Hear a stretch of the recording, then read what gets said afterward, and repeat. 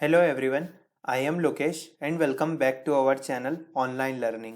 तो दोस्तों, मैं आपको बताना चाहता हूं कि पिछली वीडियोस में मुझे आप सभी के सजेशंस मिले और इसी के साथ मैंने टेलीग्राम चैनल पे काफ़ी सारे पोल क्रिएट करे। वहाँ पे सजेशंस मिले कि सर, डेटाबेस मैनेजमेंट सिस्टम हो या चाहे कोई भी सब्जेक्ट हो, आप लॉन्ग वीडियोस को प्रेफर कीजिए और हमें लॉन्ग वीडियोस बना के बताइए। इसी के साथ साथ लॉन्ग वीडियोस ही आप अपलोड कीजिए। तो दोस्तों, मैं आपको बताना चाहता हूँ कि ये डेटाबेस मैनेजमेंट सिस्टम की पार्ट फर्स्ट वीडियो है और ये स्पेशली 2022 बैच के लिए है, जिसमें मैंने 3 पॉइंट्स को सबसे ज़्यादा रखा है।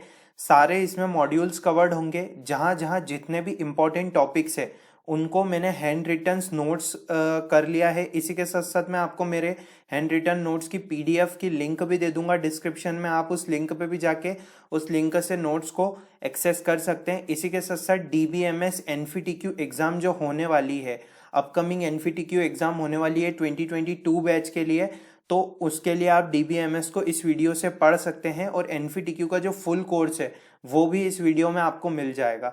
ये हैंड रिटन नोट्स है। मैंने एनफीटीक्यू वेबसाइट की भी काफ़ी मदद ली है नोट्स में। इसी के साथ साथ मैंने काफ़ी सारे सोर्सेस का यूज़ किया है, पर इंपॉर्टेंट टॉपिक्स जो हैं उनसे रिलेटेड मैंने खुद के नोट्स बनाए हैं। और सबसे बड़ी बात दोस्तों, मैं आपको एक चीज़ बताना चाहता हूँ, एनफीटीक्यू वेबसाइट पे सफिशिएंट मटेरियल है प्रैक्टिस करने के लिए। चाहे वो क्विज हो, चाहे वो असाइनमेंट हो, चाहे वो लर्निंग सेक्शन ही क्यों ना हो, डेटाबेस मैनेजमेंट सिस्टम से रिलेटेड जितने भी मैंने आपको रिसोर्सेज बताए थे एनफीटीक्यू की वेबसाइट, एनफीटीक्यू वाली वीडियोस में, तो आपको एनफीटीक्यू की वेबसाइट पे भी मिल जाएगा कंटेंट। पर आप इस वीडियो को भी रिफर कीजिए, इस वीडियो को भी देखिए, क्योंकि मेरा मेन एम यही है कि मैं आपकी ज़्यादा से ज़्यादा क्वेरी रिजॉल्व कर पाऊँ। इसी के साथ साथ आपको एक पर्टिकुलर सेक्शन प्रोवाइड कर पाऊँ कि जिससे कि आप एग्जाम को बहुत अच्छे से क्रैक करें। तो हमारी स्ट्रेटेजी कुछ 3 टाइप में डिवाइड है। फर्स्ट टाइप ये है दोस्तों कि इस टाइप की वीडियोस तो अब आती रहेगी। मीन्स जैसे डेटाबेस मैनेजमेंट सिस्टम पार्ट 1 के, तो पार्ट 2 की डेफिनेटली मैं लाऊंगा वीडियो। इसी के साथ साथ चाहे वो पाइथन हो, फिर वो ऑब्जेक्ट ओरिएंटेड प्रोग्राम हो, डेटा स्ट्रक्चर हो। अब दोस्तों, मैं आपको बताना चाहता हूँ कि मेरी जो लैंग्वेज थी, मतलब जो मैंने एनफीटीक्यू के लिए लैंग्वेज सिलेक्ट की थी, वो मेरी पाइथन लैंग्वेज थी।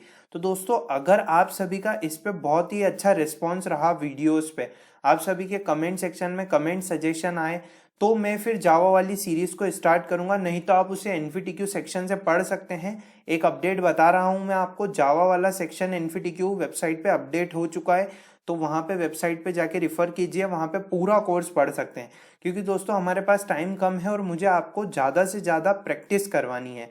तो अगर आप वहां से पढ़ लेंगे और उसके बाद हम क्विज देख लेंगे, भले ही हम जावा के लिए एक क्विज वाला या पर्टिकुलर सेक्शन डिवाइड कर लेंगे, क्योंकि हमारे पास कंटेंट बहुत है और फिर हमें टाइम लग जाएगा। हमारे पास इतना टाइम नहीं है, इसलिए हम ऐसा कर सकते हैं। आपका अच्छा खासा रिस्पॉन्स रहा तो फिर दोस्तों मैं आगे की प्लानिंग करूंगा उस पर वीडियो बनाने के लिए। तो फिलहाल अभी इस वीडियो को स्टार्ट करते हैं। तो मैं आपको बताना चाहता हूँ, डीबीएमएस में हमने 3 पॉइंट को कवर किया है। जैसे मैं पहले बता चुका हूँ कि सारे मॉड्यूल्स कवर्ड होंगे, पीडीएफ हैंड रिटन नोट्स से, और डीबीएमएस पढ़ सकते हैं एनफीटीक्यू एग्जाम के लिए।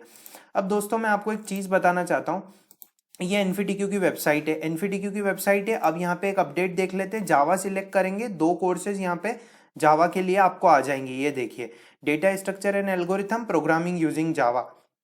तो जावा के जितने भी कैंडिडेट्स है वो यहाँ से पढ़ सकते हैं और डीबीएमएस कॉमन रहता है पाइथन और जावा के लिए। अब मैं आपको बताना चाहता हूँ, ये जैसे डेटाबेस का कोर्स है, तो ये फर्स्ट कोर्स है, ये सेकंड कोर्स है। तो ये 32 आवर्स का है और ये 48 आवर्स का है।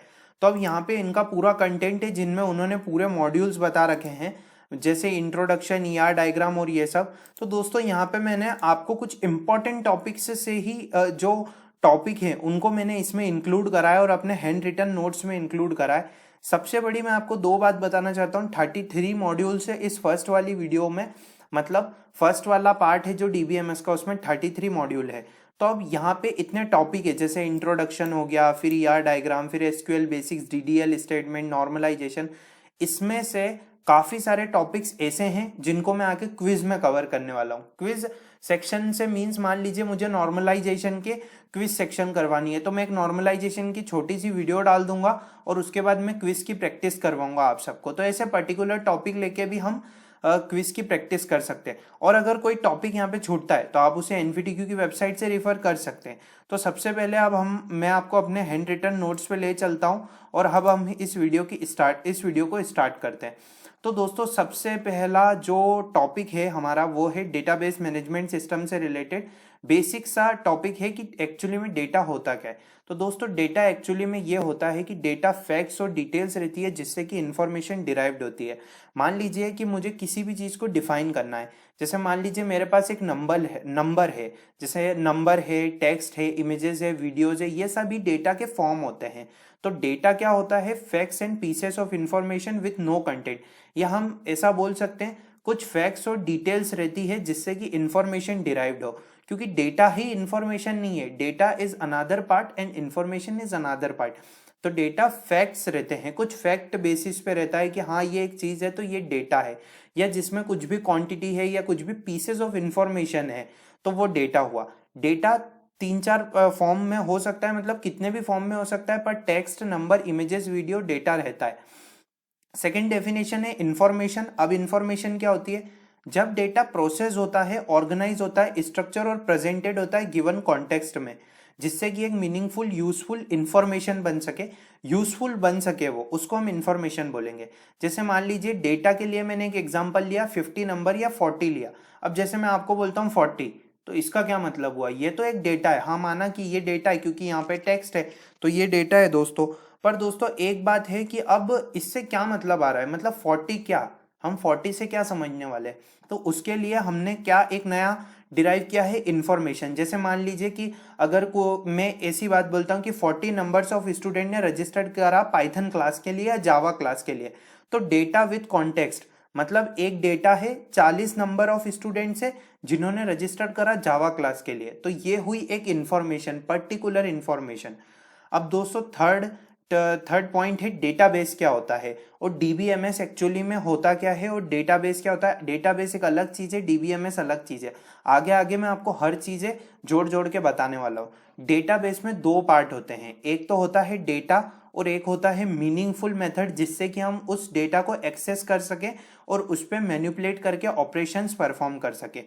अब डेटाबेस की दोस्तों मैं आपको बात बताऊं तो डेटाबेस क्या है? कलेक्शन है रिलेटेड डेटा का, जिससे कि यूजर इफेक्टिवली रिट्रीव कर सकता है डिजायर्ड इंफॉर्मेशन।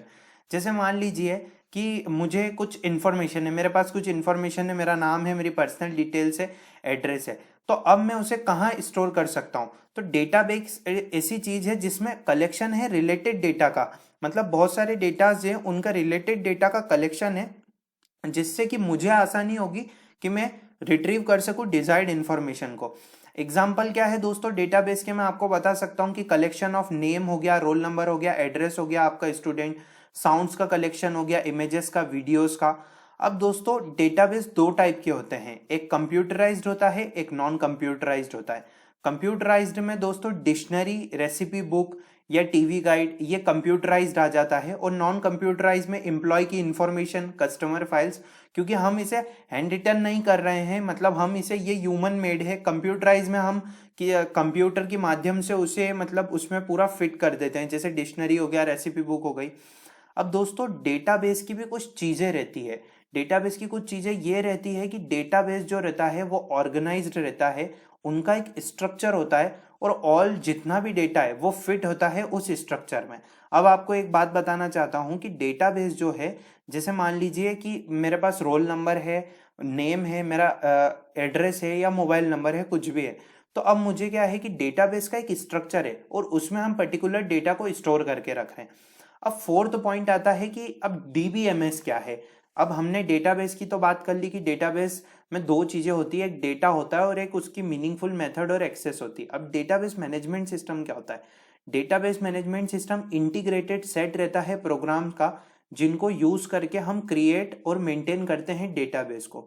डीबी, अब मैं आपको एक चीज बताता हूँ, जैसे मान लीजिए कि कुछ भी जैसे डेटाबेस है, काफी सारे डेटाज हैं, जैसे मेरा एक पर्टिकुलर डेटा हो गया, आपका एक पर्टिकुलर डेटा हो गया और अदर पर्सन का पर्टिकुलर डेटा हो गया। तो डीबीएमएस क्या हो गया?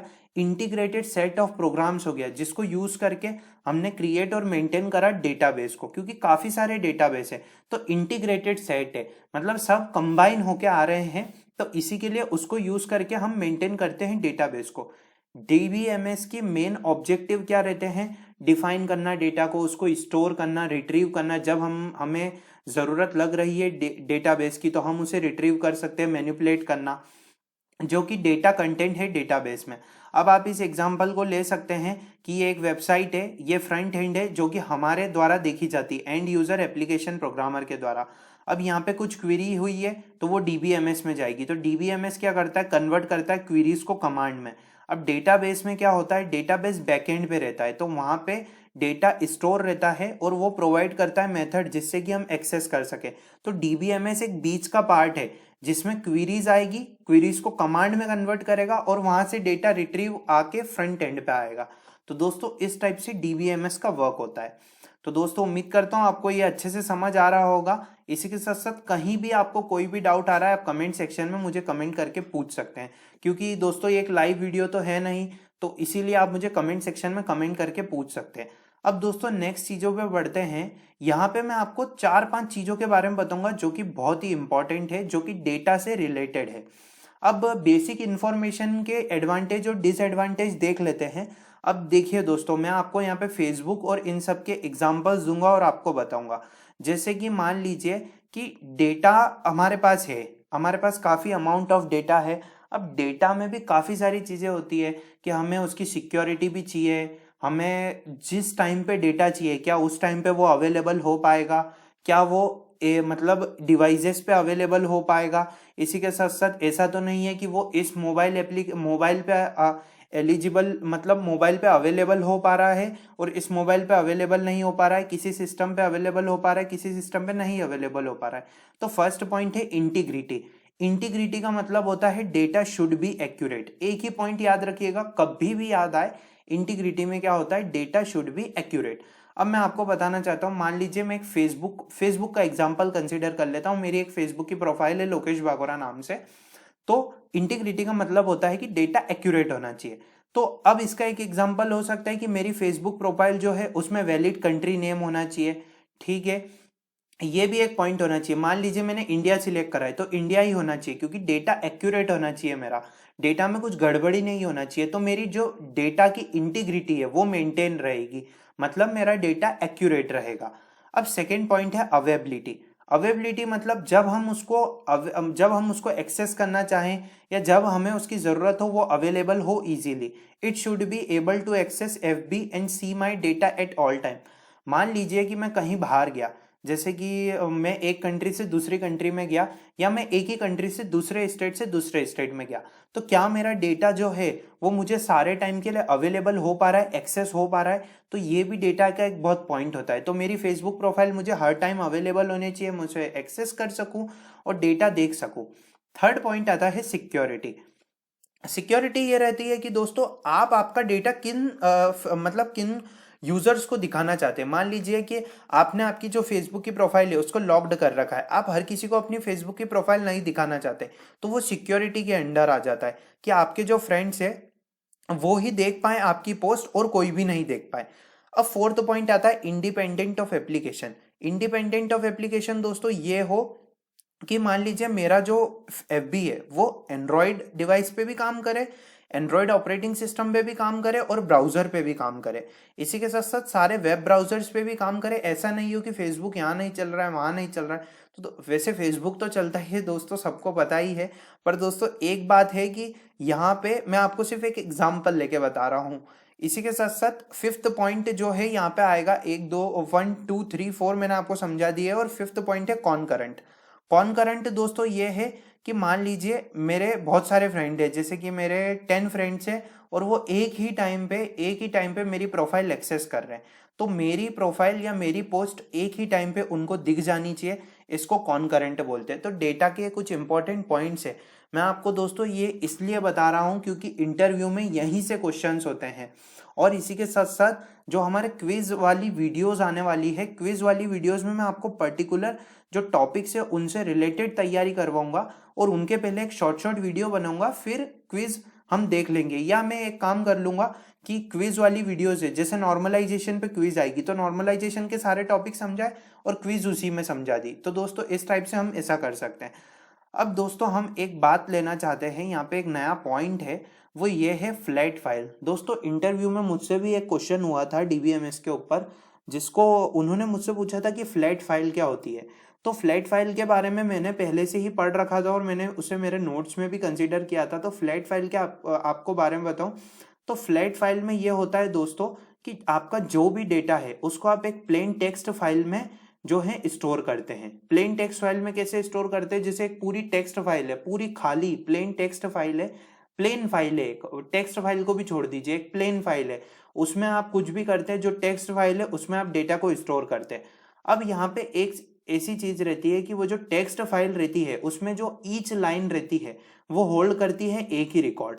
मतलब जैसे कि एक बिल्कुल सिंगल लाइन है तो वो होल्ड कर रही है एक ही रिकॉर्ड। जैसे मान लीजिए मेरा नाम है तो नाम भी आ गया, फिर मैंने कॉमा लगा के या डिलीमीटर्स लगा के या टैब देके मेरा एड्रेस भी लिख दिया, फोन नंबर भी लिख दिया। अब जैसे यहाँ पे मोस्ट डेटाबेस प्रोग्राम, जैसे MS एक्सेस का आपने नाम सुना होगा और फाइल मेकर प्रो, ये जो डेटाबेसेस प्रोग्राम है ये इंपोर्ट करते हैं फ्लैट फाइल डेटाबेसेस को और इनको लार्जर रिलेशनल डेटाबेसेस में यूज करते हैं। देखिए दोस्तों, हर चीज का कुछ ना कुछ एडवांटेज होता है और लिमिटेशंस भी होती है। तो एडवांटेज और लिमिटेशंस उनके अकॉर्डिंग डिफाइन की जाती है। अब लिमिटेशंस क्या होती है फ्लैट फाइल की। अब दोस्तों मैं आपको एक चीज बताना चाहता हूं कि अब आप मैं आपको एक एग्जांपल देता हूं। एग्जांपल ये है दोस्तों कि जब हमारे पास कंप्यूटर नहीं होते थे तब हमारे पास मैन्युअल फाइल सिस्टम होता था कि मान लीजिए मुझे अगर डेटा स्टोर करना है तो मैं कॉपी लेता था और कॉपी में नेम लिख देता था, रोल नंबर लिख देता था, एड्रेस लिख देता था और उसके बाद मेरी सारी चीज़ें जो हैं वो पूरी हो जाती थी। लेकिन अब दोस्तों चीज़ क्या आ रही है यहाँ पे, एक चीज़ ये आ रही है कि मान लीजिए जैसे कि हमने यहाँ पे कुछ मतलब जैसे कि हमने मान लीजिए, जैसे मैं आपको अब पेंट ब्रश पे लेके चलता हूँ और एक एग्जाम्पल के थ्रू समझाता हूँ कि किस टाइप से हम उसे पूरा कर सकते हैं। तो दोस्तों मैं आपको एक चीज़ बताना चाहता हूँ कि यहाँ पे जैसे एक मैनुअल फाइल सिस्टम है, जैसे मैनुअल फाइल सिस्टम है, तो अब मैनुअल फाइल सिस्टम में क्या हुआ है कि ये जैसे मेरा डेटा है तो मैं उसको क्या लिख रहा हूँ दोस्तों, कॉपी पे लिख रहा हूँ। अब उसके बाद दोस्तों क्या हो रहा है कि उसी इसी के साथ जैसे कि मान लीजिए मैंने डेटाबेस को कॉपी में लिख लिया। अब कॉपी में क्या हो गया कि वो हर हर मतलब जैसे नेम है और फिर एड्रेस है, फिर फ़ोन नंबर है और आगे जितनी भी डिटेल्स है वो सब स्टोर हो गई। अब मान लीजिए कि बहुत सारे पर्सन्स है, उनका सेम नेम है और उन्हें उनका घर का एड्रेस या हम बोल सकते हैं डेट ऑफ बर्थ भी सेम है। तो अब हम उन्हें कैसे आइडेंटिफाई करें, यहाँ पे डेटा रिडंडेंसी आ जाता है। अब ये रिडंडेंसी का मतलब क्या होता है, रिडंडेंसी से मेरा ये मतलब है कि दोस्तों डेटा रिपीटेड हो जाता है। तो उसके लिए हमने क्या करा, ट्रेडिशनल सिस्टम आया हमारा।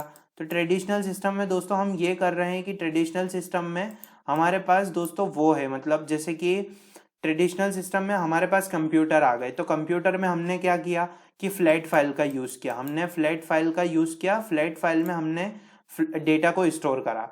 तो अब दोस्तों मैं आपको एक चीज़ बताना चाहता हूँ कि जैसे फ्लैट फाइल में तो हम डेटा को स्टोर आराम से कर लेंगे, क्योंकि एक टेक्स्ट फाइल है, एक प्लेन टेक्स्ट फाइल है, उसमें डेटा स्टोर हो जा रहा है और एक ही रिकॉर्ड है। पर उसके भी कुछ लिमिटेशंस है। वो ऐसा है दोस्तों कि डेटा जो स्टोर्ड होता है फ्लैट फाइल में उसको हम एक्सेस कर सकते हैं किस using any programming language, programming language का यूज करके कर सकते हैं। अब दोस्तों कुछ प्रॉब्लम जो है वो यहाँ पे आ सकती है, वो ये आ रही है कि है ना, means complex process to retrieve data. अब मान लीजिए मुझे 1000 कैंडिडेट्स का डेटा निकालना है, तो अब मुझे क्या करना पड़ेगा, एक ही लाइन है मेरे पास, एक लाइन में एक डेटा स्टोर हो रहा है, पूरा एक लाइन में टेक्स्ट के रूप में आ रहा है और उसके रूप में आ रहा है। तो अब दोस्तों हो क्या रहा है कि यहाँ पे काफ़ी सारी दिक्कतें आ रही है। कभी कभी डेटा का लॉस हो जाता है, डेटा रिडंडेंसी तो बढ़ ही रही है यहाँ पे, क्योंकि कभी कहीं डेटा रिपीट हो गया तो मुझे डेटा को रिट्रीव करने में बहुत दिक्कत आने वाली है, सिक्योरिटी इश्यूज है। तो अगर आपसे फ्लैट फाइल के बारे में पूछा जाए तो फ्लैट फाइल के बारे में आप बता सकते हैं कि फ्लैट फाइल डेटाबेस एक ऐसा डेटाबेस होता है जिसमें हम स्टोर करते हैं डेटा को एक प्लेन टेक्स्ट फाइल में, पर इसकी कुछ लिमिटेशंस रहती है जो मैंने यहाँ पे आपको बता दी है।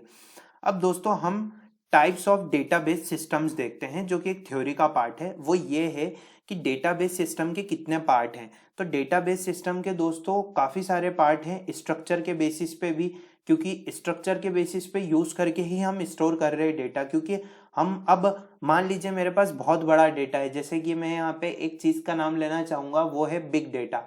अब बिग डेटा दोस्तों बहुत ही बड़ा होता है, मतलब जैसे फेसबुक हो गया है, बड़ी बड़ी कंपनीज हो गई है, वो बिग डेटा का यूज़ करती है और काफ़ी सारे टूल्स का यूज़ करती है। तो अब बिग डेटा को हम किसी टेबल में तो स्टोर नहीं कर सकते हैं कि हमने टेबल बना दी और ये सब है। तो वहाँ पे जो डेटा स्टोर होता है वो ट्री में होता है, ग्राफ में होता है, ऐसे बड़े बड़े डेटा स्ट्रक्चर्स का यूज़ होता है वहाँ पे।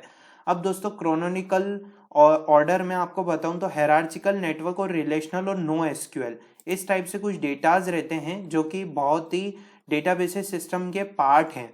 अब दोस्तों मैं आपको बताना चाहता हूँ हायरार्चिकल डेटाबेस में ये होता है कि ट्री स्ट्रक्चर जैसा रहता है, मतलब डेटा ट्री फॉर्म में स्टोर होता है। नेटवर्क डेटाबेस का काफ़ी जगह यूज़ होता है, बड़े बड़े जो बिग डेटा यूज़ होते हैं उसमें नेटवर्क डेटाबेस यूज़ होता है, जिसमें ग्राफ का यूज़ होता है, ग्राफ भी आपने देख ही रखा है। नो एसक्यूएल में दोस्तों ये रहता है कि की वैल्यू पेयर रहता है, कि हमारे पास एक की है और उससे रिगार्डिंग या उसके जो सामने है वो वैल्यूज है। तो no SQL means not only SQL databases. Big data जो रहता है वो जनरली स्टोर होता है नो एसक्यूएल डेटाबेसेस में। अब दोस्तों रिलेशनल डेटाबेसेस क्या है? रिलेशनल डेटाबेस नॉर्मली डेटाबेस जो कि टेबुलर स्ट्रक्चर में रहता है, जहाँ पे टेबल और रो कॉलम के फॉर्म में हम डेटा को स्टोर करते हैं। अब दोस्तों बात करते हैं रिलेशनल मॉडल की। अब हम इसकी आगे बात करेंगे रिलेशनल मॉडल के बारे में। मुझे पहले आपको एंटिटी और ये सब के बारे में समझाना पड़ेगा, पर उसके पहले हम बात करते हैं स्कीमा और इंस्टेंस की। अब दोस्तों स्कीमा और इंस्टेंस क्या है? स्कीमा का मतलब दोस्तों ये रहता है कि डिस्क्रिप्शन जो रहता है डेटाबेस का, उसी को हम स्कीमा बोलते हैं। डेटाबेस की स्कीमा मीन्स डिस्क्रिप्शन जो रहता है डेटाबेस का, डेटाबेस में पूरा जितना भी डिस्क्रिप्शन है या ओवरऑल डिजाइन जो रहती है डेटाबेस की, उसको हम स्कीमा के अंडर कंसीडर करते हैं। और दोस्तों मैं आपको एक बताना चाहता हूँ कि जैसे मान लीजिए मुझे एक वेबसाइट बनानी है या मुझे कुछ भी एक प्रोजेक्ट पे काम करना है, तो मुझे उसका पहले डिस्क्रिप्शन लेना पड़ेगा या मुझे ओवरऑल डिजाइन लेना पड़ेगा कि एक्चुअली में मैं क्या बनाना चाह रहा हूँ। मीन्स एक्चुअली में मैं किस पे वर्क करने वाला हूँ, मेरा ओवरऑल जो फ्रंट एंड डिजाइन होगा या जो मेरा डिजाइन होगा ओवरऑल, जिससे कि तो उससे मैं कैसे डिफाइन करूंगा। तो यहाँ पे मैं आपको एक चीज बताना चाहता हूँ, डेटाबेस स्कीमा जो रहती है वो डेटाबेस बनाते टाइम ही डिफाइन की जाती है और स्पेसिफाई की जाती है, और उसको बार बार नहीं चेंज किया जाता है, क्योंकि उससे आगे गड़बड़ी हो जाती है। मान लीजिए कि मैंने एक टेबल बनाई है, मान लीजिए मुझे 1000 रिकॉर्ड बनाने हैं, तो मैंने एक 10,000 रिकॉर्ड वाली टेबल बना दी है, 2000 रिकॉर्ड वाली टेबल बना दी है। तो मुझे पता है कि मेरे डेटाबेस में इतना डेटा आएगा, तो मैंने पहले से ही वहां पे डिफाइन कर दिया। पर क्या होगा कि मैं उसे बार बार नहीं चेंज कर सकता हूँ, नहीं तो फील्ड में आगे मुझे दिक्कत आएगी। तो 3 टाइप के स्कीमा होते हैं जो कि जनरली यूज होते हैं। फिजिकल, जिसको इंटरनल स्कीमा भी बोलते हैं, लॉजिकल और व्यू स्कीमा।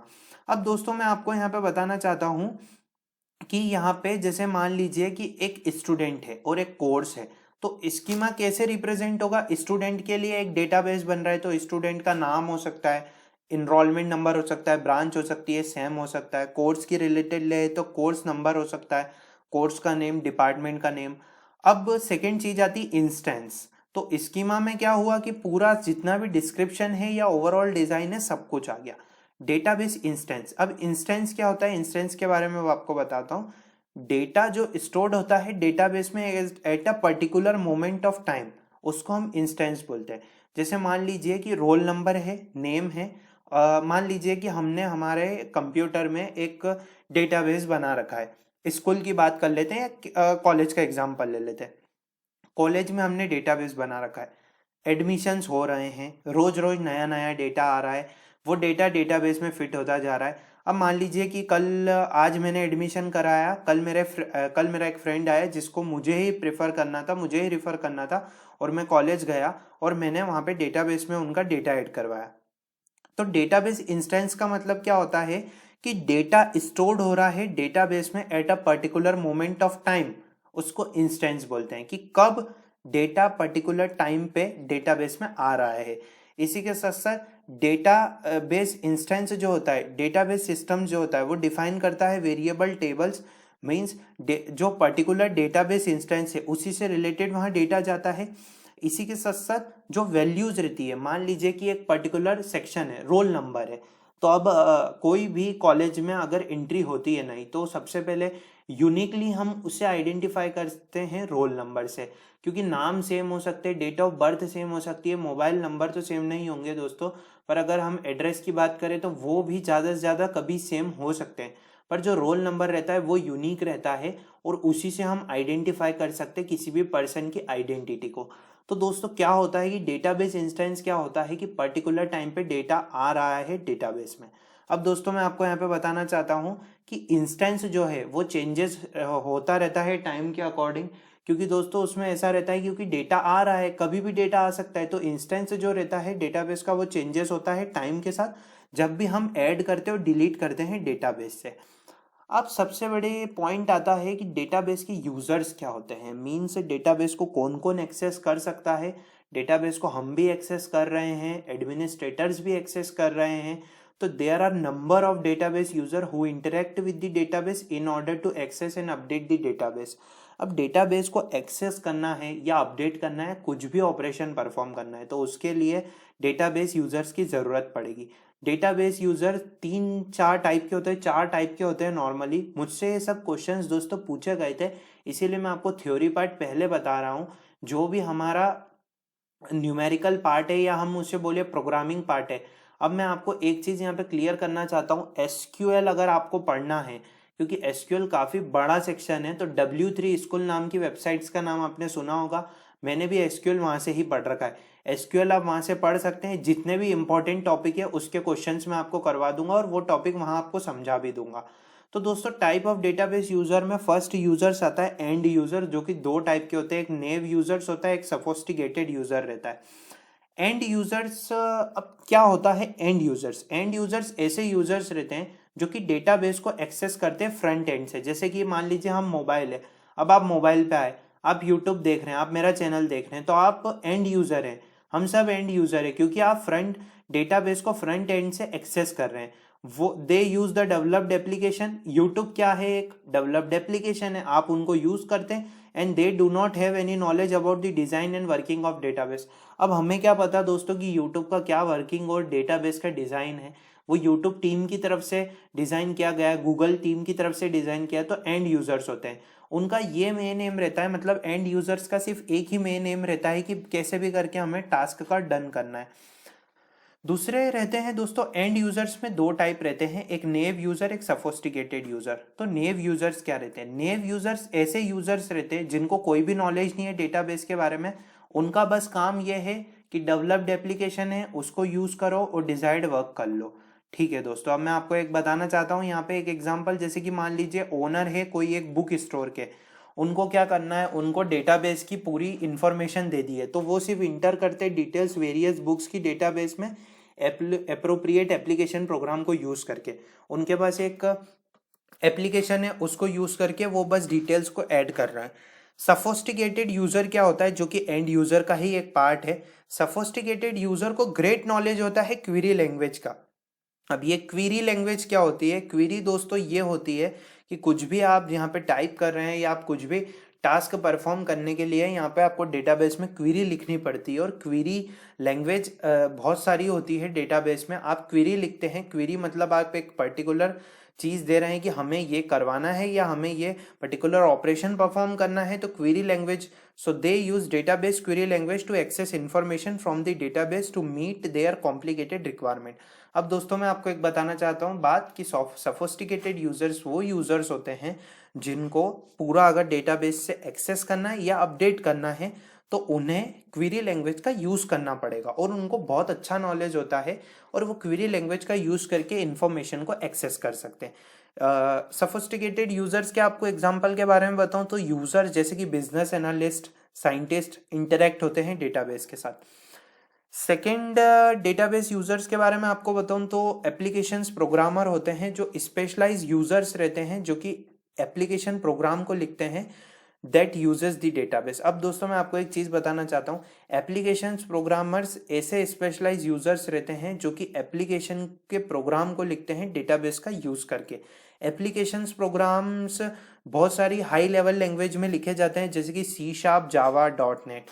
अब स्पेशलाइज यूजर जो रहते हैं या एप्लीकेशंस प्रोग्रामर्स जो रहते हैं वो इंटरेक्ट करते हैं DBMS के साथ DML के थ्रू, डेटा मैनिपुलेशन लैंग्वेज। अब दोस्तों ये क्या होता है, ये लैंग्वेजेस रहती है डेटाबेस की, काफ़ी सारी लैंग्वेजेस रहती है जैसे DCL हो गई, DML हो गई, DDL हो गई। तो इस टाइप से DML भी एक लैंग्वेज है। अब दोस्तों थर्ड यूजर आते हैं सिस्टम एनालिस्ट। सिस्टम एनालिस्ट जो रहते हैं वो रिस्पॉन्सिबल रहते हैं डिजाइन, स्ट्रक्चर और properties of database. Specification given in the system analyst are implemented by application programmer to develop.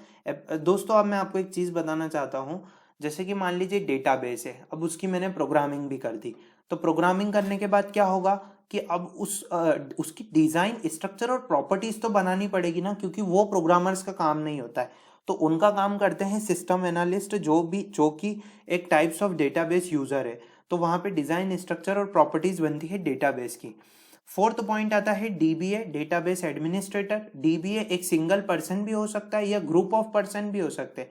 DBMS को सेंट्रल एक्सेस रहता है बोथ डेटा और एप्लीकेशन प्रोग्राम का। डीबीएम रिस्पॉन्सिबल रहते हैं एवरीथिंग के लिए जो कि रिलेटेड रहती है डेटाबेस से, जैसे कि पॉलिसीज बनाना, स्ट्रेटेजीज बनाना या टेक्निकल सपोर्ट प्रोवाइड करना।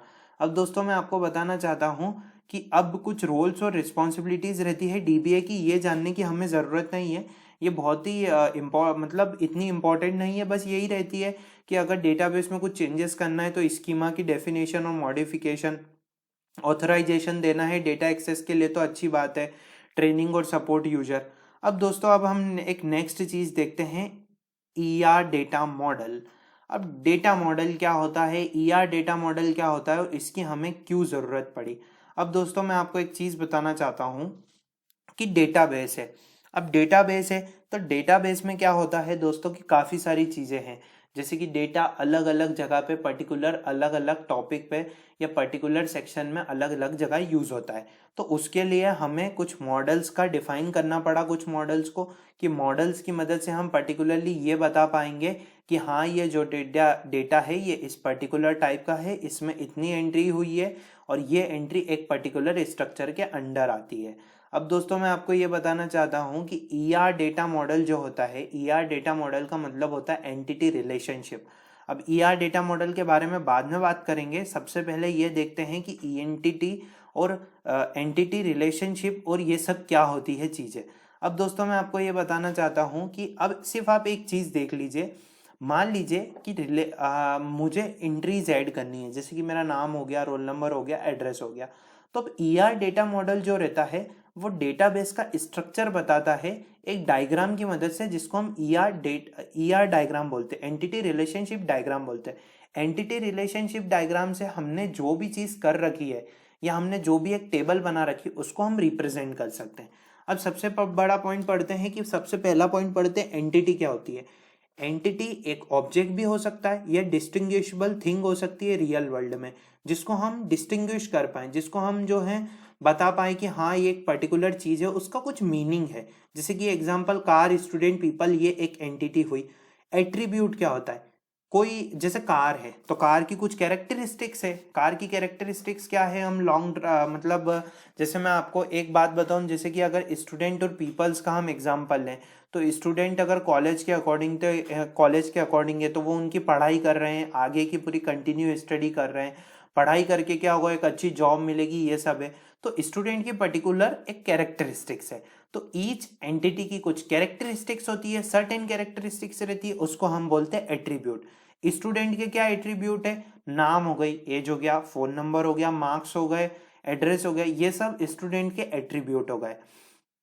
अब रिलेशनशिप्स क्या होती है, रिलेशनशिप दोस्तों ये होती है कि कुछ रिलेशंस निकालना, स्पेसिफाई करना दो एंटिटीज या दो एंटिटी के सेट के बीच में। जैसे कि हमारे मदर फादर के साथ एक रिलेशन है कि हम उनके बेटे हैं, सन हैं या डॉटर हैं, या इसी के साथ वो हमारे पेरेंट्स हैं। तो दोस्तों इस टाइप से यहाँ भी रिलेशनशिप्स रहती है। जैसे कि एक एग्जांपल देता हूँ, कंपनी हैज एम्प्लॉय। तो कंपनी क्या हो गई, एक एंटिटी हो गई, क्योंकि company real world key thing है। रियल वर्ल्ड में उसको, कंपनी को हम डिस्टिंग्विश कर सकते हैं कि कंपनी जो है वहां पे ये किसी पर्टिकुलर इंडस्ट्री है। तो कंपनी हैज एम्प्लॉयज, एम्प्लॉयज भी क्या हो गई, एंटिटी हो गई, कंपनी भी एंटिटी हो गई, हैज क्या है, रिलेशनशिप है, मतलब कंपनी के एम्प्लॉयज हैं। तो इस टाइप से ये रिलेशनशिप हुई दोस्तों। तब दोस्तों मैं आपको बताना चाहता हूँ, रिलेशनशिप में जो आप टेबल बनाते हैं, जैसे कि मैं आपको एक चीज दिखा देता हूँ यहाँ पे, अगर मैंने टेबल बनाई होगी दोस्तों तो यहाँ पे आपको पता चल जाएगा। जैसे ये एक टेबल है, तो अब ये एक टेबल है, तो यहाँ पे टेबल में जो भी हम यहाँ पे लिखते हैं वो हमारे एट्रीब्यूट्स हैं, और जो भी हम यहाँ पे लिखते हैं वो हमारी रोज या टपल्स होती है। जैसे कि मान लीजिए यहाँ पे मैं आपको एक चीज बताना चाह रहा हूँ, जैसे कि रिलेशनल डेटा मॉडल दोस्तों काफी सिंपल डेटा मॉडल है, वो बहुत ही अच्छी चीजों में काम आता है। आगे की जितने भी टेबल रिलेशंस रहती है उसमें वो पूरा काम आता है। एंटिटी के बारे में बताऊं तो टेबल जो है उसी को हम रिलेशन बोलते हैं। जो टेबल रहती है, टेबल के अंदर कुछ पर्टिकुलर सेक्शंस है, एंटिटीज है। एट्रीब्यूट्स क्या होते हैं, कॉलम में स्टोर होते हैं। मतलब जितनी भी जो एंटिटी रहती है, जो रो रहती है या रिलेशंस रहते हैं, वो टपल्स जो रहते हैं उनको हम टपल वाली रो में स्टोर करते हैं। रो और टपल एक ही चीज है।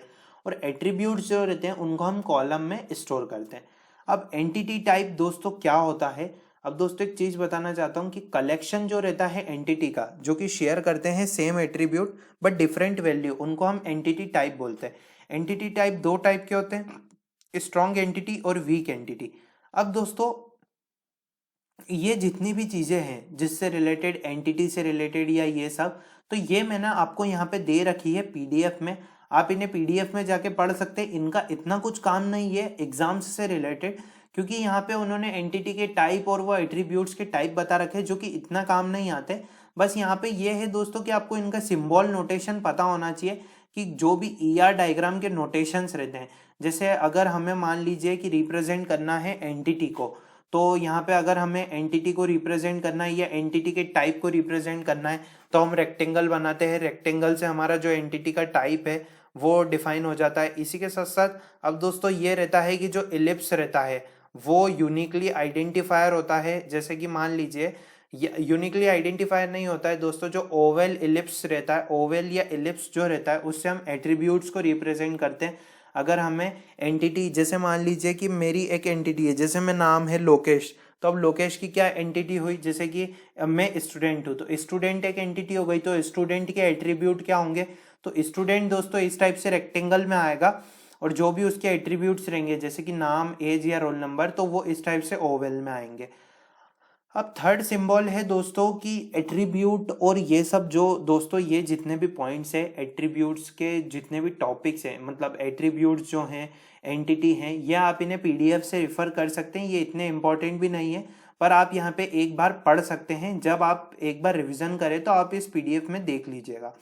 अब दोस्तों मैं आपको एक चीज बताना चाहता हूँ यहाँ पे, दोस्तों मैं कुछ इंपॉर्टेंट टॉपिक्स ही ले रहा हूँ वीडियोस में, क्योंकि हमारे पास इतना टाइम नहीं है कि हम पूरा इसे अच्छे से डिस्क्राइब करें। मैंने आपको जो रिसोर्सेज बताए हैं वो रिसोर्सेज से आप पढ़ सकते हैं पूरा, क्योंकि वहाँ पे आपको पर्टिकुलर सेक्शन वाली वीडियोस मिल जाएगी, टॉपिक मिल जाएंगे, या पे आप एनफीटीक्यू की वेबसाइट को भी रिफर कर सकते हैं। पर आपको मैं चैनल पे इसलिए बता रहा हूँ दोस्तों, क्योंकि एज अ बिगनर मैं आपको बताना चाहता हूँ कि आपको क्या क्या पढ़ना है और आप पूरा इसमें से कैसे पूरा इसे कंप्लीट कर सकते हैं जल्दी से जल्दी। आपको प्रैक्टिकल जो है वो भी प्रैक्टिस करनी पड़ेगी। ईआर डायग्राम के नोटेशंस देख लेते हैं एंटिटी रिलेशनशिप डायग्राम के। जैसे कि यहाँ पे डायमंड रहता है, वो रिलेशनशिप की टाइप बताता है कि कौन सी रिलेशनशिप है। डबल डायमंड की बात करें तो आइडेंटिफाइंग रिलेशनशिप। फिर अगर हम यहाँ पे रिप्रेजेंट करें तो वो की एट्रीब्यूट होता है। मीन्स अगर हम ओवेल के अंदर एक लाइन खींच देते हैं किसी भी एट्रीब्यूट के नीचे, तो वो पर्टिकुलर रिप्रेजेंट करता है की एट्रीब्यूट। की एट्रीब्यूट का मतलब ये होता है दोस्तों, मान लीजिए रोल नंबर, नेम, एज हो गई, तो अब की एट्रीब्यूट रोल नंबर होगा, क्योंकि उससे यूनिकली आइडेंटिफाई हो रहा है हमारा ईच रिकॉर्ड। अब दोस्तों ये रिलेशनल डेटा मॉडल है। रिलेशनल डेटा मॉडल में ये रहता है कि जो डेटा और रिलेशनशिप रहती है उनको हम रिप्रेजेंट करते हैं by collection of inter related tables और रिलेशन। टेबल में दोस्तों दो चीजें रहती है, row and column. Column represent करता है एट्रीब्यूट ऑफ अ एंटिटी, मतलब कि कोई एंटिटी है, जैसे स्टूडेंट एंटिटी है तो यहाँ पे जितनी भी चीजें रहेगी कॉलम में, जैसे roll number, name, age, address, तो ये क्या बताएगा, ये एट्रीब्यूट्स बताएगा एंटिटी के। और ये जो रो रहेगी वो रिप्रेजेंट करेगी रिकॉर्ड्स। रिकॉर्ड्स मतलब रो मतलब टपल। अब ये टपल का मतलब क्या होता है, टपल का मतलब भी दोस्तों रो रहता है कि यहाँ पे रो वाइज यहाँ पे कितने रिकॉर्ड्स जो हैं वो आए हैं पर्टिकुलर जो एट्रीब्यूट के अकॉर्डिंग। अब दोस्तों यहाँ पे यही चीज रहती है कि टपल, की, रिलेशन, डोमेन। अब ये हर चीजें मैं आपको बता देता हूँ।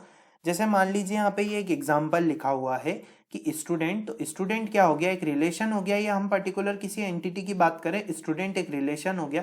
उसके एट्रीब्यूट्स क्या हो सकते हैं, एट्रीब्यूट्स ये से रह सकते हैं कि रोल नंबर हो गया, नाम हो गया, एज हो गया, एसजीपी है, सीजीपी है।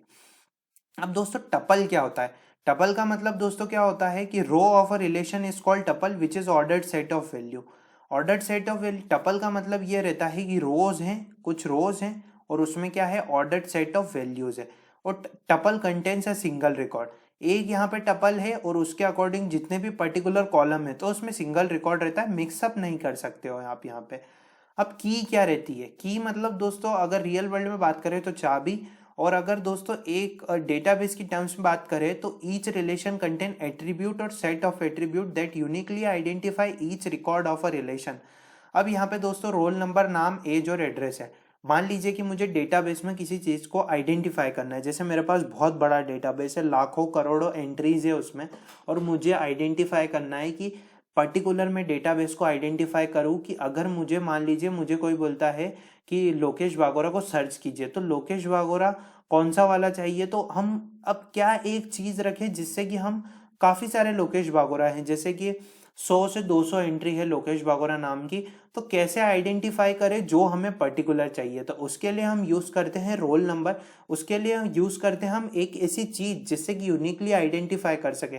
तो नाम से तो नहीं कर सकते, एज भी सेम हो सकती है, एड्रेस भी कभी कभी सेम हो सकता है, तो दोस्तों उसके लिए हम रोल नंबर रखते हैं, क्योंकि रोल नंबर जो है वो यूनिकली आइडेंटिफाई कर सकता है, अलग तरीके से पूरा इसमें वो कर सकता है।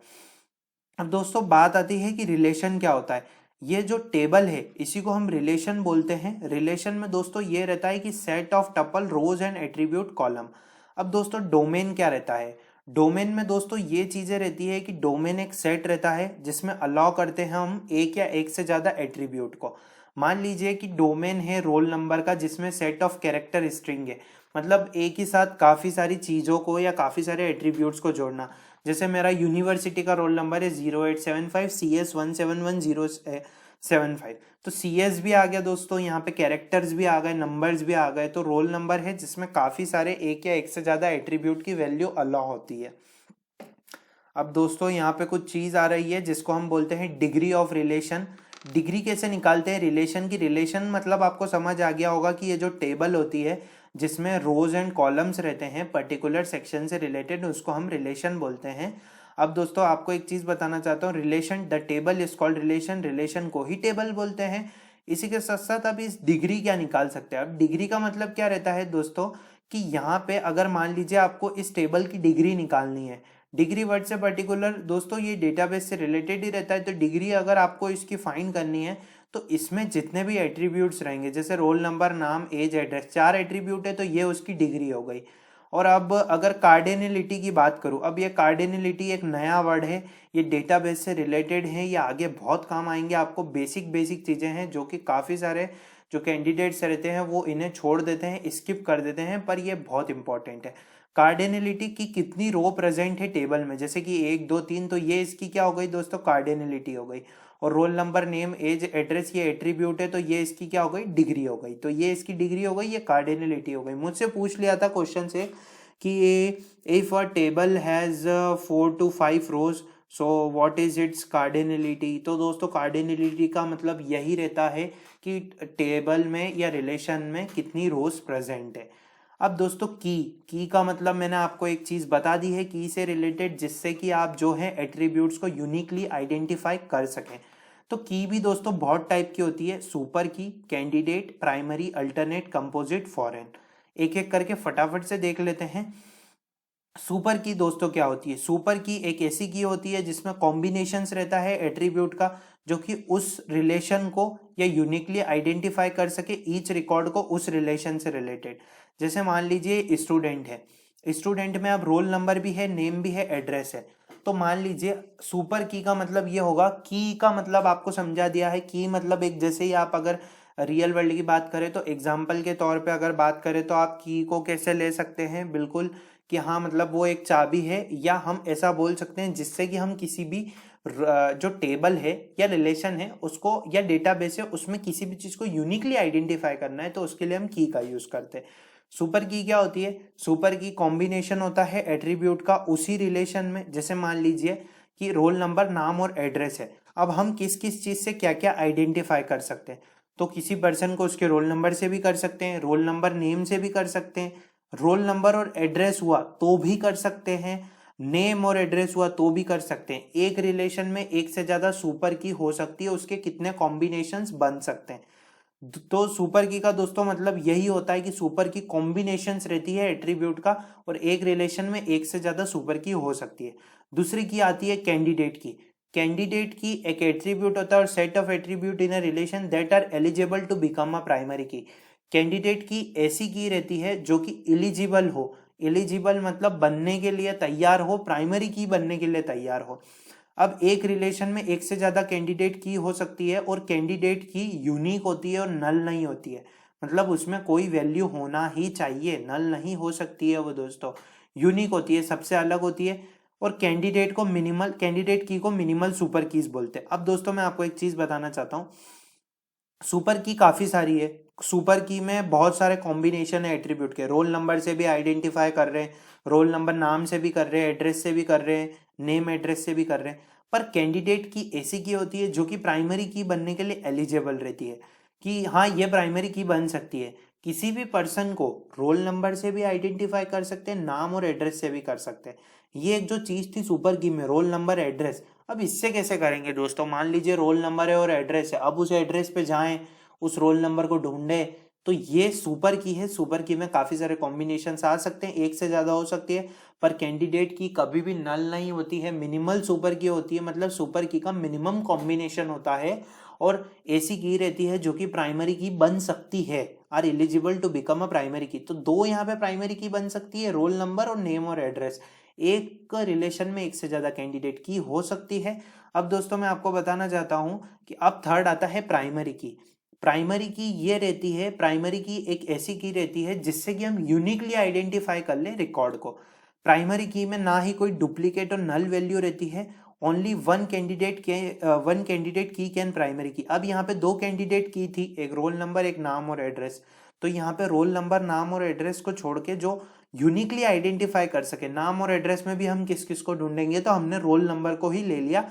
तो रोल नंबर जो है वो यहाँ पे प्राइमरी की बन गया, क्योंकि ये रेयरली चेंज्ड एट्रीब्यूट है। रेयरली चेंज मतलब ये कभी चेंज नहीं हो सकता है। नाम और एड्रेस हो सकता, नाम तो बहुत रेयर केसेस में चेंज होते हैं दोस्तों, बाकी एड्रेस तो होते ही रहते हैं। अगर कभी ट्रांसफर हो जाता है फैमिली का किसी कारण की वजह से, तो वहां पे नाम और एड्रेस जो है, एड्रेस चेंज हो जाता है, तो रोल नंबर चेंज नहीं होता है, उससे हम रियरली चेंज एट्रीब्यूट है वो। अब दोस्तों यहाँ पे ये चीज रहती है। फोर्थ आती है की, फिफ्थ की आती है दोस्तों, फोर्थ या फिफ्थ की है ये अल्टरनेट की। अल्टरनेट की ऐसी की होती है जो कि ऐसी कैंडिडेट की होती है जो कि सिलेक्ट नहीं होती है प्राइमरी की के लिए। जैसे कि कैंडिडेट की में हमने यहाँ पे दो कैंडिडेट की निकाली थी, रोल नंबर नाम और एड्रेस। अब ये रोल नंबर नेम और रोल नंबर एड्रेस रह गया, तो ये अल्टरनेट की है। ध्यान से देखिए दोस्तों, यहाँ पे ये अल्टरनेट की हो गई। अल्टरनेट की क्या हो गई? नाम और एड्रेस जो कि सिलेक्ट नहीं हुई है प्राइमरी की के लिए, वो अल्टरनेट की हो गई। कंपोजिट की क्या होती है? अब दोस्तों मैं आपको एक चीज बताना चाहता हूं कि जब सिंगल एट्रीब्यूट यूज नहीं होता यूनिक आइडेंटिफिकेशन के लिए, तो कॉम्बिनेशन ऑफ एट्रीब्यूट यूज होते हैं, उनको हम बोलते हैं कंपोजिट की। कंपोजिट की में दोस्तों ये होता है कि जैसे मान लीजिए कि अगर रोल नंबर से हम आइडेंटिफाई नहीं कर पा रहे हैं, तो हम काफी सारे कॉम्बिनेशन ले सकते हैं। जैसे कि रोल नंबर फर्स्ट नेम को ले लिया, लास्ट नेम को ले लिया, डेट ऑफ बर्थ को ले लिया, first name last name roll number ले लिया, या फिर first name last name date of birth ले लिया, तो ये कंपोजिट की है। अब primary key that made up of more than one attribute is known as composite key. एक प्राइमरी की जो कि एक से ज्यादा एट्रीब्यूट से बन सकती है, उसको कंपोजिट की बोलते हैं। तो उम्मीद करता हूं दोस्तों आपको कीज पूरी अच्छे से समझ आई होगी। लास्ट की है फॉरेन की। फॉरेन की दोस्तों ये रहती है, एट्रीब्यूट रहता है रिलेशन का, वो ये रहता है कि वो किसी अनदर रिलेशन में प्राइमरी की रहती है। दो रिलेशन है, मान लीजिए एक लोकेश वाला रिलेशन है और एक हम एग्जांपल ले ले एक्स वाई जेड रिलेशन है, तो यहाँ पे जो प्राइमरी की है वहां पे वो फॉरेन की होगी, वहां पे जो फॉरेन की है वो प्राइमरी की होगी। फॉरेन की को यूज करके हम रिलेशनशिप एस्टेब्लिश करते हैं दो टेबल्स के बीच में, कि उससे हम इसको यूनिकली आइडेंटिफाई कर सकते हैं या आइडेंटिफाई कर सकते हैं। अब दोस्तों जैसे कि यहाँ पे ये ISBN टाइटल प्राइस पेजेस और यहाँ पे ये बुक आईडी है, तो यहाँ पे पब्लिशर आईडी है, तो यहाँ पे ये फॉरेन की है और यहाँ पे पब्लिशर आईडी प्राइमरी की है। ये बुक नाम का रिलेशन है और ये पब्लिशर नाम का, तो यहाँ पे प्राइमरी की है, ISBN नंबर है, बुक का ISBN नंबर अलग होता है। तो यहाँ पे पब्लिशर आईडी किससे यूनिकली आइडेंटिफाई हो रही है? पब्लिशर आईडी से, मींस पब्लिशर में जो रहता है पब्लिशर आईडी के अकॉर्डिंग ही बुक्स पब्लिशर का नाम रहेगा और एड्रेस रहेगा। तो यहाँ पे ये फॉरेन की है और यहाँ पे ये जो है प्राइमरी की है। अब दोस्तों मैं आपको बताना चाहता हूँ कि एक चीज जो है वो ये है कि cardinality of relationship. Cardinality of relationship जो रहती है वो ये रहती है कि is the number of instances in one entity which is associate to the number of instances in another. मतलब एक एंटिटी है और वो कितने सारे एट्रीब्यूट्स या इंस्टेंसेस के साथ जुड़ रही है, एसोसिएट हो रही है, तो उसको कार्डिनलिटी बोलते हैं। इसको भी आप पूरा पीडीएफ में रिफर कर सकते हैं। अब दोस्तों एसक्यूएल आ गया है। एसक्यूएल के बारे में आपको बताऊं तो मैंने आपको पहले ही बता दिया, एसक्यूएल में जितने भी इंपॉर्टेंट टॉपिक्स है उससे रिलेटेड क्विज वाली वीडियो आएगी। क्विज वाली वीडियो में पूरा बताऊंगा एसक्यूएल से रिलेटेड, पर एसक्यूएल को आप एक और जगह से पढ़ सकते हैं w3schools.com। अब दोस्तों आगे बताना चाहता हूं कि एसक्यूएल में दोस्तों ये रहता है कि एसक्यूएल के बारे में आपको सभी को पता है कि ये स्टैंडर्ड लैंग्वेज होती है जिससे कि हम डेटाबेस और एक्सेस कर सकते हैं और मैनिपुलेट कर सकते हैं। मतलब एक क्वेरी, जैसे प्रोग्रामिंग लैंग्वेज होती है सॉफ्टवेयर्स बनाने के लिए, तो एसक्यूएल होती है डेटाबेस की लैंग्वेज जिसको स्ट्रक्चर्ड क्वेरी लैंग्वेज बोलते हैं। एसक्यूएल के भी कुछ टाइप्स होते हैं जैसे कि डीडीएल डेटा डेफिनेशन लैंग्वेज हो गई, इसी के साथ DCL data control language, DML data manipulation language, TCL transaction control language. अब आपको एक चीज बताऊं यहाँ पे दोस्तों, तो यहाँ पे जितनी भी लैंग्वेज है इनकी कुछ क्वेरीज रहती है, तो इससे रिलेटेड जितने भी क्वेश्चंस वाली वीडियोस है, जैसे कि क्विज टॉपिक रहेंगे, जैसे मान लीजिए डीडीएल से रिलेटेड क्वेश्चन है तो मैं आपकी वो वाली क्विज वाली वीडियोस लाने वाला हूँ डेटाबेस वाले सेक्शन में। तो यहाँ पे आप इन्हें पीडीएफ से रिफर कर सकते हैं, बहुत ही सिंपल है, इन्हें सिर्फ एक ही बार पढ़ना है। अब दोस्तों यहाँ पे एक चीज नहीं है SQL data type. Data type में आपको एक चीज बताऊं, बहुत ही अच्छा पॉइंट दे रखा है यहाँ पे। मैं एक वेबसाइट का नाम भूल रहा हूँ दोस्तों, ट्यूटोरियल्स पॉइंट नाम की एक वेबसाइट है। तो ट्यूटोरियल पॉइंट पे दोस्तों, यहाँ पे मैं किसी चीज का प्रमोशन नहीं कर रहा हूँ, पर मैंने खुद वहां से पढ़ रखा है इसलिए आपको रेफर कर रहा हूँ। तो दोस्तों एसक्यूएल डेटा टाइप वहां पे जाके आप पूरा देख सकते हैं, क्योंकि वहां पे numeric, date, time, character, string, इसी टाइप के डेटा टाइप है, आप उन्हें रिफर कर सकते हैं। और ये अर्थमेटिक ऑपरेटर्स हैं। अर्थमेटिक ऑपरेटर्स में दोस्तों बेसिकली ऑपरेटर्स वही रहते हैं जो बेसिकली बेसिक हैं। ये सारे जो सेक्शन है इनसे रिलेटेड जो क्वेश्चंस है वो मैं आपको आगे वाली वीडियोस में बताने वाला हूँ, क्विज वाली वीडियो में। पर उसके पहले मैं आपको कुछ टॉपिक्स से रिलेटेड सजेस्ट करना चाहता हूँ, जैसे कि अब दोस्तों ये जॉइंस और ये वाले टॉपिक हो गए। अब दोस्तों मैं आपको एक चीज़ बताना चाहता हूँ कि यहाँ पे जितने भी टॉपिक्स हैं, जैसे मान लीजिए कि ये एक टॉपिक है, जैसे कि अगर हम ये एक टॉपिक ले लेते हैं self join and outer join, तो दोस्तों मैं ये सोच रहा हूँ कि मैं आपको बताऊंगा पूरा, उससे अच्छा है कि हमारे पास अगर कम टाइम बचा है तो हम प्रैक्टिस कर सकते हैं। तो प्रैक्टिस करने के लिए दोस्तों हम ये कर सकते हैं कि जैसे हम एक काम करेंगे, अब कल से मैं चैनल पे ये करूँगा कि जितने भी इंपॉर्टेंट टॉपिक्स है, जैसे मान लीजिए डीडीएल है तो डीडीएल से रिलेटेड क्वेश्चंस आ रहे हैं, तो वो डीडीएल में वीडियो में डीडीएल के बारे में बता दूंगा और फिर उससे रिलेटेड वहीं के वहीं आपको क्विज सेक्शन सॉल्व करवा दूंगा, या जितने भी प्रैक्टिस क्वेश्चंस है वो आपको बता दूंगा, तो वहीं के वहीं ये पार्ट पूरा अच्छे से खत्म हो जाएगा। तो दोस्तों इस टाइप से ये पूरी मॉड्यूल वाली वीडियो थी जिसमें मैंने आपको कुछ टॉपिक्स के बारे में बताया, जो कि मैंने काफ़ी सारी चीज़ें आपको एक्सप्लेन करके भी बताई, और आपको मैं पीडीएफ की लिंक डिस्क्रिप्शन में दे दूंगा, जितने रिसोर्सेज बताए वहां से भी पढ़ सकते हैं और इस वीडियो को भी रिफर कर सकते हैं। उम्मीद करता हूं आपको वीडियो बहुत अच्छी लगी होगी। आप चैनल पे नए हैं, चैनल को सब्सक्राइब कर लीजिए। अपने रिस्पॉन्स मुझे कमेंट सेक्शन में बताइए, तो मैं आगे की वीडियो की प्लानिंग कर लूँगा दोस्तों कि इस टाइप से मुझे आगे की वीडियोज़ प्लान करनी है, क्योंकि हमारे पास टाइम कम है, पर हम कर सकते हैं तैयारी। ऐसा नहीं है दोस्तों, अगर हम एक राइट वे में तैयारी करेंगे तो पूरा अच्छे से कर सकते हैं। आप देख सकते हैं कि 1:23 AM हो रहा है दोस्तों, आज 4 मार्च है, रात, इतनी रात को मैं आप सभी के लिए वीडियो बना रहा हूं दोस्तों। तो ये वीडियो से मैं आप सभी के सजेशंस चाहता हूं, आप सभी के रिव्यू चाहता हूं कि एक्चुअली में आप सभी को ये वीडियोस पसंद आ रही है। इसी के साथ साथ आप मुझे कमेंट सेक्शन में बताइए कि इसमें हम और क्या ऐड कर सकते हैं, और जल्दी से जल्दी जो है हमको क्विज वाला कर देंगे स्टार्ट, क्योंकि इसमें हमें बहुत टाइम लग सकता है दोस्तों। और ऑलरेडी यूट्यूब पे काफ़ी सारी वीडियोस अपलोड है, जो मैंने आपको चैनल का नाम बताया था, आशा खिलरानी मैम चैनल का। इसी के साथ साथ संचित जैन सर का भी मैंने नाम लिया था, जो फर्स्ट वाली वीडियो बनाई थी, तो उसमें मैंने उनका भी बताया था कि आप वहाँ से भी डेटाबेस के सिलेबस सहित कोर्सेज पढ़ सकते हैं, क्योंकि basically particular sir and ma'am वो पूरा उसी के बारे में पढ़ाते हैं। तो मेरा सिर्फ आपको ये पूरा इंट्रोडक्शन था कि किस टाइप से आप यहाँ पे पढ़ सकते हैं, और जो मैंने हैंड रिटन नोट्स बनाए उसके बारे में आपको बता दिया है। तो जो पर्टिकुलर सेक्शन है उससे रिलेटेड हम क्विज की वीडियोस चैनल पे लाएंगे, और जल्दी से जल्दी मैं क्विज की वीडियो अपलोड करूंगा चैनल पे। कुछ भी डाउट आ रहा है मुझसे कमेंट सेक्शन में पूछिए। इसी के साथ साथ आपको मैं आगे जो वीडियोस आने वाली है उसमें बहुत अच्छे से गाइड करूंगा। उम्मीद करता हूँ आपको अच्छी लगी होगी वीडियो। कुछ भी डाउट आ रहा है कमेंट सेक्शन में पूछिए। Thank you.